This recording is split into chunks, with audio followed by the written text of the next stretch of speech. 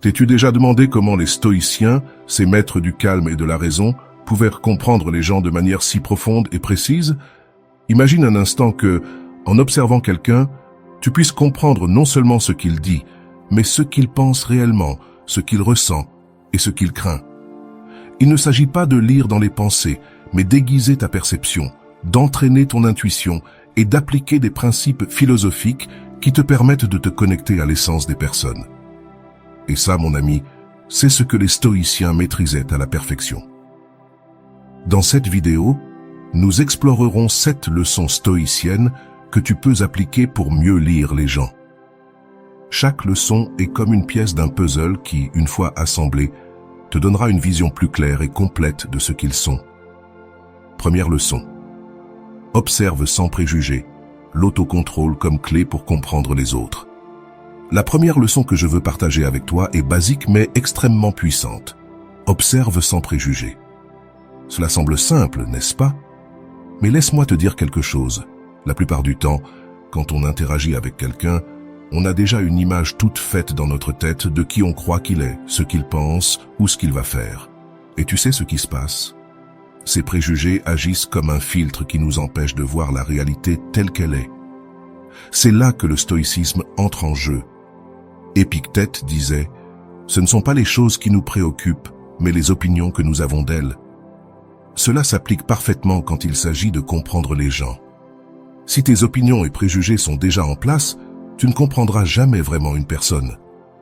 Pour observer sans préjugés, il faut d'abord maîtriser ses propres émotions. Pourquoi? Parce que si tu es pris dans tes impulsions ou tes réactions, c'est comme si tu essayais de regarder à travers une vitre sale. Par exemple, si quelqu'un te parle sur un ton que tu juges agressif, il est facile de se mettre sur la défensive immédiatement. Mais et si, au lieu de réagir, tu observes simplement? Peut-être découvriras-tu que cette personne n'est pas en colère contre toi, mais qu'elle traverse quelque chose de personnel. Les stoïciens nous enseignent que l'autocontrôle est la première étape pour comprendre la nature des choses, y compris des personnes. Marc Aurèle écrivait dans ses méditations « L'esprit adapté à la raison peut voir les choses telles qu'elles sont réellement. » En d'autres termes, lorsque tu gardes ton calme et maîtrises tes émotions, tu as la capacité de voir au-delà des apparences et d'atteindre l'essence de ce que quelqu'un montre. Alors, comment appliquer cette leçon pour mieux comprendre les autres? Voici quelques étapes pratiques inspirées du stoïcisme. Écoute plus, parle moins. Lorsque tu es avec quelqu'un, fais un effort conscient pour écouter sans interrompre ni penser à ta réponse. La plupart des gens révèlent plus de choses qu'ils ne croient quand tu leur laisses de l'espace pour s'exprimer. Neutralise tes émotions avant de réagir. Fais une pause si tu ressens de la colère, de l'anxiété ou même de l'enthousiasme. Prends un moment pour reconnaître ces émotions et laisse-les se poser. Cela te permettra d'observer depuis une position de calme. Pose des questions ouvertes plutôt que de supposer. Ne sous-estime pas le pouvoir d'une bonne question. Quelque chose d'aussi simple que « Pourquoi crois-tu cela ?» peut ouvrir la porte à une compréhension plus profonde. Observe les détails. Les gestes, les expressions faciales et le langage corporel sont comme un langage secret.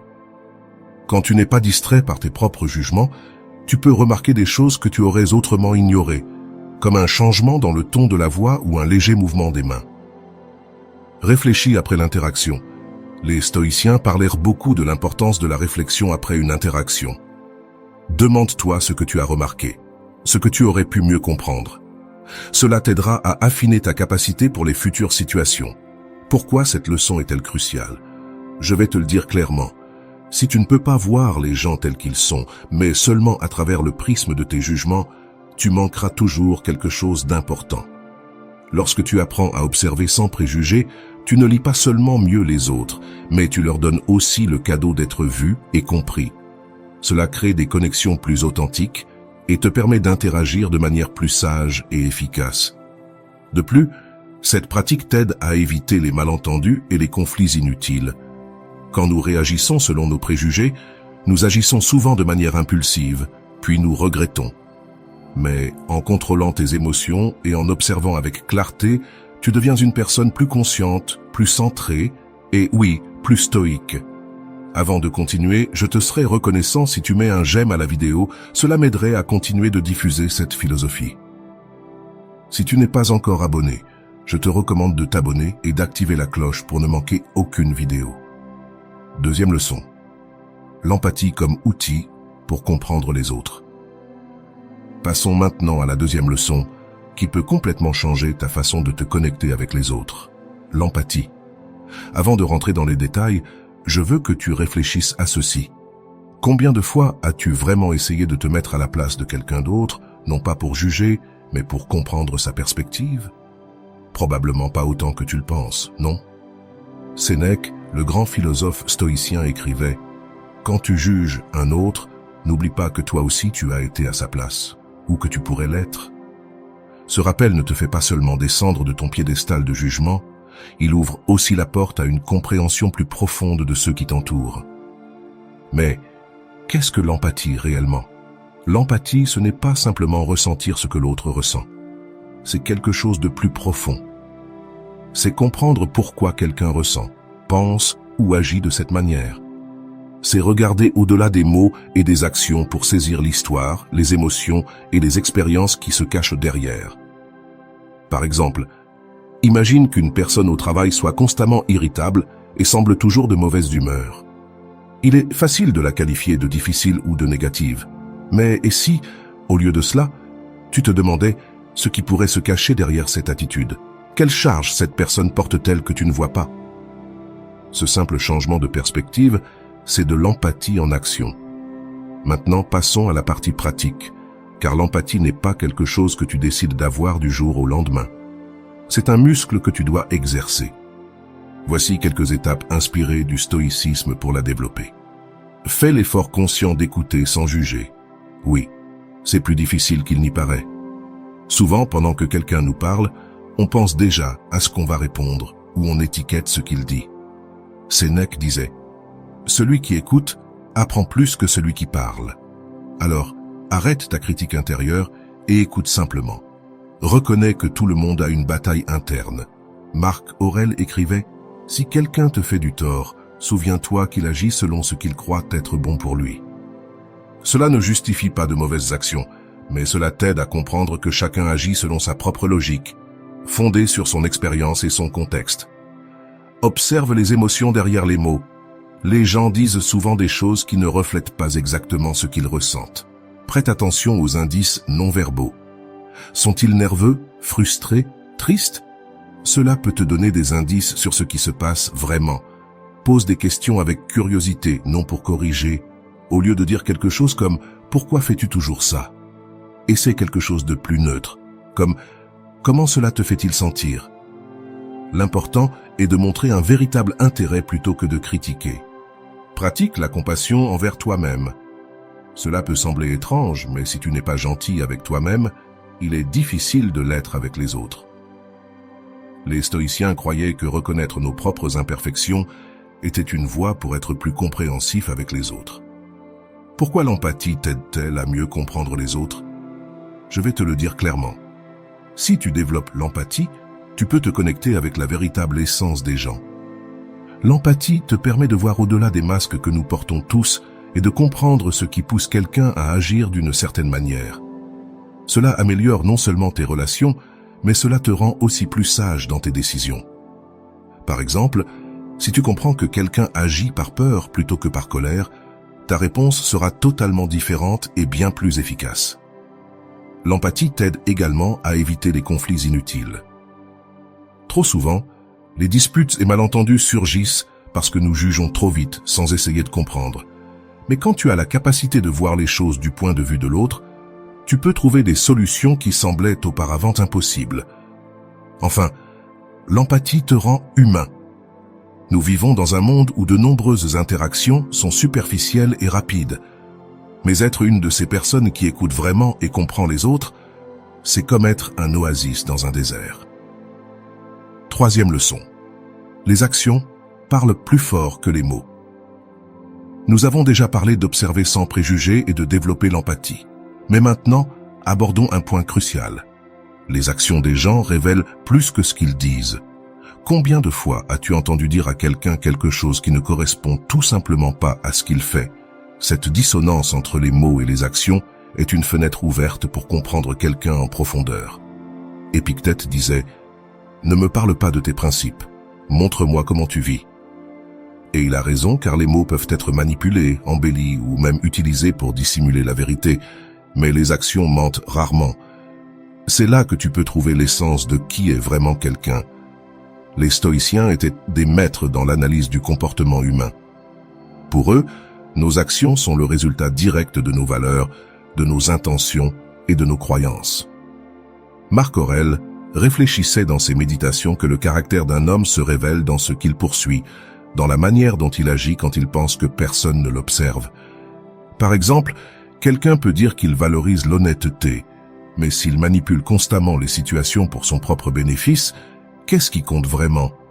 Ses mots ou son comportement? Les actions sont comme une feuille de route vers le cœur et l'esprit des gens. Maintenant, passons à la partie pratique. Voici quelques étapes pour entraîner ta capacité à observer les actions des gens et comprendre ce qu'ils disent réellement avec elles. Focalise-toi sur les motifs, pas sur les exceptions. Une action isolée ne définit pas une personne, mais un motif, lui, le fait.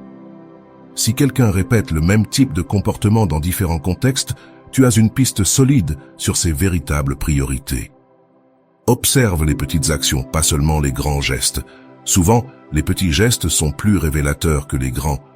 Par exemple, quelqu'un peut faire une donation publique à une œuvre de charité pour gagner de la reconnaissance. Mais regarde comment il traite le serveur dans un restaurant ou comment il se comporte avec sa famille. Là se trouve sa véritable nature. Pose-toi la question, que ferais-je à sa place? Ce n'est pas pour juger, mais pour comparer. Comment réagirais-tu face à une situation similaire? Si quelqu'un fait quelque chose qui te semble étrange, essaie de comprendre son raisonnement et son contexte. Cela t'aidera à mieux comprendre ses décisions. Prête attention à la manière dont les gens agissent sous pression. La véritable nature des personnes a tendance à se révéler dans les moments difficiles. Comme disait Sénèque, l'adversité est la pierre de touche du caractère. Si quelqu'un se montre généreux, courageux ou égoïste dans une situation compliquée, cela parle plus que n'importe quel discours qu'il pourrait tenir. Ne néglige pas les incohérences. Si les actions de quelqu'un contredisent constamment ce qu'il dit, ne passe pas cela sous silence. Cette incohérence est un signe que quelque chose ne colle pas. Il ne s'agit pas de confronter, mais d'observer attentivement et d'ajuster tes attentes. Regarde, cette leçon ne t'aide pas seulement à comprendre les autres, elle te protège aussi. Lorsque tu apprends à lire les actions au lieu de faire confiance aveuglément aux mots, tu es moins susceptible de te laisser décevoir. Combien de fois nous laissons-nous guider par ce que quelqu'un promet pour découvrir plus tard qu'il n'avait pas l'intention de tenir ses promesses? Si tu observes les actions, tu peux anticiper ces situations et prendre des décisions plus éclairées. De plus, cette leçon t'aide aussi à être plus authentique avec toi-même. En étant attentif aux actions des autres, tu commences inévitablement à te questionner. Mes actions sont-elles alignées avec mes valeurs? Et lorsque tu fais cet effort, tu deviens une personne plus cohérente et fiable. En résumé, cette troisième leçon est comme un détecteur de vérité. Elle t'aide à distinguer ce que les gens veulent que tu crois et ce qu'ils sont vraiment, et c'est de l'or pur dans n'importe quel type de relation, qu'elle soit personnelle ou professionnelle. Quatrième leçon. Le langage corporel révèle ce que les mots cachent. Maintenant, entrons dans un domaine fascinant. Le langage corporel. T'est-il déjà arrivé que quelqu'un te dise quelque chose, mais que tu sentes qu'il y a quelque chose qui cloche? Peut-être un ton de voix étrange, une posture inconfortable ou un regard qui évite le tien. Cela s'explique par le fait que notre corps parle, même quand on veut qu'il se taise. Épictète disait « Les externes sont un reflet de l'état interne ». Et il avait tout à fait raison. Souvent, ce que quelqu'un ne peut pas exprimer par les mots, son corps le crie en silence. La clé est d'apprendre à écouter ce langage non verbal. Le corps est incapable de mentir. Alors que les mots peuvent être soigneusement choisis et planifiés, les mouvements, gestes et expressions sont des réponses automatiques qui révèlent ce que nous ressentons ou pensons réellement. Par exemple, quelqu'un qui dit être détendu, mais qui garde les épaules tendues et croise constamment les bras, envoie des signaux contradictoires. C'est là que toi, avec tes compétences d'observation stoïque, peux capter ces indices. Maintenant, voici la partie pratique. Comprendre le langage corporel ne signifie pas devenir un devin, mais plutôt un observateur plus attentif. Décomposons quelques points clés. Observe la posture générale. La façon dont quelqu'un se tient debout ou est assis en dit long sur son état émotionnel. Une posture droite et ouverte indique de la confiance, tandis qu'une posture voûtée ou fermée peut refléter de l'insécurité, de l'anxiété, voire du désintérêt. Prête attention aux mains et aux pieds. Les mains qui s'agitent, qui se touchent constamment le visage ou qui se cachent dans les poches, peuvent être des signes de nervosité. Les pieds, bien que souvent ignorés, sont tout aussi importants. Si les pieds de quelqu'un pointent vers la sortie, cela peut signifier qu'il cherche à mettre fin à la conversation. Le contact visuel dit tout. Comme disait Sénèque, le regard d'un homme révèle la vérité que ses mots cherchent à cacher. Si quelqu'un évite le contact visuel ou le maintient trop longtemps, cela peut indiquer de l'inconfort, de l'insécurité ou même de la manipulation. Observe les micro-gestes. Ce sont de petites expressions faciales qui se produisent en une fraction de seconde. Bien qu'elles soient difficiles à percevoir, un léger froncement de sourcils ou un sourire qui disparaît rapidement peut révéler des émotions cachées. Recherche la congruence entre les mots et le corps. Si quelqu'un te dit qu'il est heureux, mais que son ton est monotone et ses mouvements rigides, il n'est probablement pas entièrement sincère. La congruence est essentielle pour détecter si quelqu'un est authentique. Apprendre à lire le langage corporel ne te permet pas seulement de mieux comprendre les gens, mais aussi d'anticiper les situations. Par exemple, si tu remarques que quelqu'un est mal à l'aise pendant une conversation, tu peux adoucir le ton ou changer de sujet avant que cela ne devienne un conflit. De plus, cela t'aide à te connecter avec les autres de manière plus profonde. Lorsque tu reconnais ce que quelqu'un ressent à travers son langage corporel, tu peux lui montrer de l'empathie et ajuster ton comportement pour qu'il se sente compris. Comme disait Marc Aurèle, « Adapte-toi aux circonstances et tu seras comme l'eau, capable de s'adapter et d'embrasser toutes les formes. » Mais il y a encore quelque chose de plus. En devenant plus conscient du langage corporel des autres, tu commences inévitablement à remarquer le tien. Cela te donne l'opportunité d'ajuster la façon dont tu te présentes au monde, en alignant tes mots avec tes gestes pour transmettre confiance, sincérité et sérénité. En résumé, le langage corporel est comme un outil supplémentaire dans ta boîte à outils stoïque pour lire les gens. Alors, mets-le en pratique et observe comment tout commence à prendre plus de sens. 5e leçon, les valeurs se reflètent dans les priorités. Cette leçon est comme une loupe pour regarder au cœur des gens. Les valeurs de quelqu'un sont toujours reflétées dans ses priorités, et c'est là que le stoïcisme nous donne un grand avantage. Les stoïciens étaient obsédés par la compréhension de ce qui compte réellement dans la vie, car ils savaient que nos actions et décisions tournent toujours autour de ce que nous valorisons le plus. Marc Aurèle disait « Chacun vit selon l'objet de sa dévotion ». Que signifie cela ?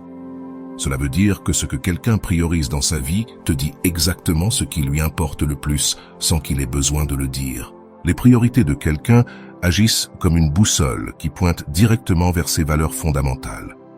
Par exemple, si quelqu'un travaille constamment de longues heures, c'est probablement qu'il valorise beaucoup le succès professionnel ou la stabilité économique. D'un autre côté, si quelqu'un consacre du temps de qualité à sa famille, même avec un emploi du temps chargé, ses priorités reflètent ses valeurs profondes, une valeur plus orientée vers l'affection et les relations personnelles. C'est crucial pour comprendre les gens, car bien souvent nous ne sommes pas conscients de ce que nous priorisons jusqu'à ce que quelqu'un d'autre le remarque. Et là, tu es là, observant avec la patience et la sagesse d'un stoïcien. Passons maintenant à l'aspect pratique. Comment peux-tu décoder les priorités de quelqu'un et, par conséquent, ses valeurs ? Voici quelques étapes. Fais attention à la façon dont ils utilisent leur temps. Le temps est la ressource la plus précieuse que nous ayons. Et la façon dont quelqu'un l'investit en dit long sur ses priorités. Demande-toi à quoi cette personne consacre le plus de temps. Dans quelle situation elle est prête à faire des sacrifices. Écoute ce qu'il mentionne fréquemment. Les gens parlent souvent de ce qu'ils valorisent. Si quelqu'un parle sans cesse de ses succès professionnels, c'est probablement qu'il valorise l'ambition. Si cette personne parle souvent de ses amis ou de sa famille, cela montre que les relations humaines sont importantes pour elle. Observe leurs habitudes. Les habitudes quotidiennes sont un reflet direct de leurs priorités. Par exemple, quelqu'un qui commence sa journée par de l'exercice montre qu'il valorise la santé et la discipline. Si quelqu'un consacre ses matinées à méditer ou à prier, cela montre que sa vie est orientée vers le spirituel. Fais attention à ce qu'ils défendent avec passion. Quand les gens sentent que quelque chose de précieux pour eux est mis en question, ils réagissent généralement avec force. Cela peut te donner un indice clair sur ce qu'ils valorisent vraiment. Observe leurs choix en situation de conflit. Les priorités se révèlent surtout dans les situations où des décisions difficiles doivent être prises. Par exemple, si quelqu'un choisit de passer du temps avec sa famille plutôt que d'accepter un projet lucratif mais exigeant, cela montre où se trouvent ses valeurs. Pourquoi cette leçon est-elle cruciale pour comprendre les gens? Lorsque tu comprends les priorités de quelqu'un, c'est comme si on te donnait une carte de son monde intérieur. Cela te permet d'anticiper ses décisions, de comprendre ses réactions et, plus important encore, de créer une connexion plus authentique. Par exemple, si tu sais que quelqu'un valorise profondément l'honnêteté, tu seras plus prudent dans ta communication, en étant clair et sincère. De plus, cette connaissance t'aide à éviter les conflits inutiles. Souvent, les désaccords surgissent parce que nos valeurs ne correspondent pas à celles des autres. Mais en comprenant ce qui compte réellement pour l'autre, tu peux trouver des points communs ou au moins respecter ses priorités sans imposer les tiennes. Enfin, et voici la partie intéressante, cette leçon t'invite aussi à réfléchir sur tes propres priorités. Marc Aurèle disait toujours que nous devons nous examiner constamment. Demande-toi, que révèlent mes priorités et mes valeurs? Suis-je cohérent avec ce que je dis que je valorise? Cela ne t'aide pas seulement à grandir, mais cela fait aussi de toi un meilleur observateur des autres. Alors la prochaine fois que tu interagis avec quelqu'un, fais attention à ses priorités. Je te garantis que tu découvriras des choses que tu n'avais jamais remarquées auparavant. Les mots que quelqu'un choisit sont une fenêtre sur sa façon de penser. Voici l'une des armes les plus puissantes pour comprendre les gens. Les mots. Oui, ces mots que nous entendons tous les jours, mais que nous négligeons souvent. Ce qu'une personne dit et comment elle le dit peut révéler plus de choses que tu ne l'imagines sur sa façon de penser, ses émotions et même ses peurs. Comme le disait Socrate avec sa sagesse précise, « Parle pour que je te connaisse ». Et il est vrai que nos mots sont comme des miroirs qui reflètent notre intérieur. As-tu remarqué à quel point les mots peuvent être chargés d'émotions, d'intentions et de priorités? C'est précisément là que tu dois commencer à prêter attention. Les mots ne sont pas juste des sons ou des lettres, ce sont des véhicules de signification. Quand quelqu'un choisit des mots spécifiques, il laisse des indices sur sa perception du monde. Par exemple, quelqu'un qui utilise constamment des termes négatifs comme « toujours »,« jamais » ou « impossible » peut refléter une mentalité plus pessimiste. D'un autre côté, quelqu'un qui utilise des expressions comme « défi » au lieu de « problème » a probablement une approche plus positive et proactive. De plus, les mots reflètent également le niveau d'attention et de respect que quelqu'un porte aux autres. Les personnes qui choisissent soigneusement leur manière de s'exprimer sont souvent plus conscientes de leur impact sur les autres, tandis que celles qui sont brusques ou méprisantes agissent probablement par insécurité ou désintérêt. Voici quelques conseils pratiques inspirés du stoïcisme pour décoder ce que les mots d'une personne signifient vraiment. Écoute le ton et le rythme. Ce n'est pas seulement ce qu'ils disent, mais comment ils le disent. Un ton calme et posé peut indiquer de l'autocontrôle, tandis qu'un ton précipité ou agressif peut refléter de l'anxiété ou de l'impatience. Prête attention au schéma linguistique. Les gens ont tendance à utiliser certains mots ou expressions de manière répétée. Si tu remarques que quelqu'un utilise fréquemment des termes comme « je m'inquiète »,« je dois » ou « c'est injuste », cela peut t'aider à comprendre ce qui occupe son esprit. Sois attentif aux qualificatifs. Les mots qu'une personne choisit pour décrire des choses ou des gens en disent long sur ses valeurs. Si quelqu'un parle des autres comme inspirants, travailleurs ou loyaux, c'est probablement qu'il valorise ses qualités. Si la personne utilise des termes comme paresseux, problématique ou embêtant, cela pourrait révéler un regard plus critique. Observe les silences et les omissions. Parfois, ce que quelqu'un ne dit pas est aussi révélateur que ce qu'il dit. Si une personne évite certains sujets ou utilise des mots vagues, elle pourrait essayer de se protéger ou d'éviter un sujet délicat. Prête attention à la manière dont ils se décrivent. Les mots qu'une personne utilise pour parler d'elle-même révèlent son estime de soi et son auto-perception. Si quelqu'un dit fréquemment « je ne suis pas bon dans ce domaine » ou « il m'arrive toujours les pires choses », cela peut être un signe d'insécurité ou de pessimisme. Pourquoi cette leçon est-elle importante? Lire les mots des gens, c'est comme apprendre un langage secret. Cela t'offre un accès privilégié à leur monde intérieur, à leurs pensées et émotions les plus profondes. De plus, cette capacité te permet de mieux te connecter avec eux. Quand tu sais bien interpréter les mots de quelqu'un, tu peux répondre de manière plus authentique et qui résonne réellement avec eux. D'autre part, cela te protège aussi. Lorsque tu es capable de repérer les incohérences entre ce que quelqu'un dit et ce qu'il veut vraiment dire, il y a moins de risques que tu tombes dans des malentendus ou manipulations. C'est comme avoir un radar pour détecter les vérités et les mensonges. Bien entendu, cette pratique t'invite aussi à réfléchir sur tes propres mots. Marc Aurèle nous rappelait dans ses méditations « Parle seulement si tes paroles sont meilleures que le silence ».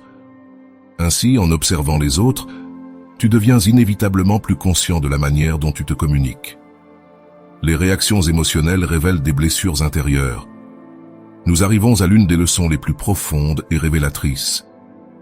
Les émotions intenses que quelqu'un montre sont souvent le reflet de quelque chose de plus profond, une blessure intérieure qui n'est pas encore guérie. Cette idée est puissante, car quand quelqu'un réagit de manière exagérée ou inappropriée, ce n'est pas toujours à propos de ce qui se passe à ce moment-là, mais souvent quelque chose de plus personnel. Comme le disait Épictète, ce qui perturbe les hommes, ce ne sont pas les choses en elles-mêmes, mais les opinions qu'ils en ont. Ces opinions ou interprétations sont souvent influencées par des expériences passées, des peurs ou des insécurités qu'ils portent en eux. Donc, quand tu vois une réaction émotionnelle forte, ne la prends pas au pied de la lettre. C'est une invitation à regarder au-delà de la surface. Les émotions, surtout les fortes, comme la colère, la tristesse ou la peur, ne surgissent pas de nulle part. Elles sont des réponses à quelque chose que la personne perçoit comme une menace, une perte ou un défi. Si quelqu'un réagit avec colère parce que tu l'as corrigé, cela n'est peut-être pas uniquement dû à la correction en elle-même, mais parce que cela a touché une insécurité profonde, comme la peur de ne pas être à la hauteur ou d'être jugé. Les stoïciens voyèrent les émotions comme une occasion de mieux comprendre la nature humaine. Marc Aurèle écrivait « Si tu veux comprendre l'autre, commence par comprendre la cause de sa souffrance. » En observant les émotions de quelqu'un, tu peux commencer à identifier ce qui lui importe, ce qu'il craint et ce qui le blesse. Voyons comment tu peux appliquer cette leçon dans ta vie quotidienne pour mieux comprendre les gens. Ne prends pas leurs réactions personnellement. Si quelqu'un explose contre toi, rappelle-toi que cette réaction concerne probablement plus cette personne que toi. Demande-toi ce qui pourrait se passer dans son monde intérieur pour qu'il réagisse ainsi. Cherche des schémas émotionnels. Si quelqu'un réagit toujours avec colère à la critique ou avec tristesse quand il est exclu, ces schémas peuvent indiquer des blessures liées à son estime de soi ou à son sentiment d'appartenance. Prête attention au contexte. Les réactions émotionnelles sont souvent liées à des situations spécifiques. Que se passe-t-il autour de cette personne qui pourrait déclencher sa réponse émotionnelle? Pose des questions empathiques. Parfois, une simple question peut ouvrir la porte pour que quelqu'un partage ce qui le touche vraiment. Par exemple, « Ça va?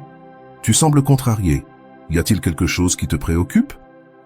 Cette approche montre un intérêt sincère sans être intrusive. Observe comment ils se remettent de l'émotion. Les personnes ayant des blessures plus profondes ont tendance à rester bloquées dans leurs émotions plus longtemps, tandis que d'autres peuvent les traiter plus rapidement. Cela peut aussi te donner des indices sur la profondeur de la blessure. Cette leçon est essentielle. Quand tu comprends que les réactions émotionnelles sont le reflet de quelque chose de plus profond, tu peux arrêter de réagir impulsivement et commencer à répondre avec compassion. Cela ne signifie pas justifier des comportements inappropriés, mais reconnaître qu'il y a toujours une histoire, une expérience ou une lutte personnelle derrière chaque émotion intense. En plus, cette leçon t'aide à être plus patient et compréhensif.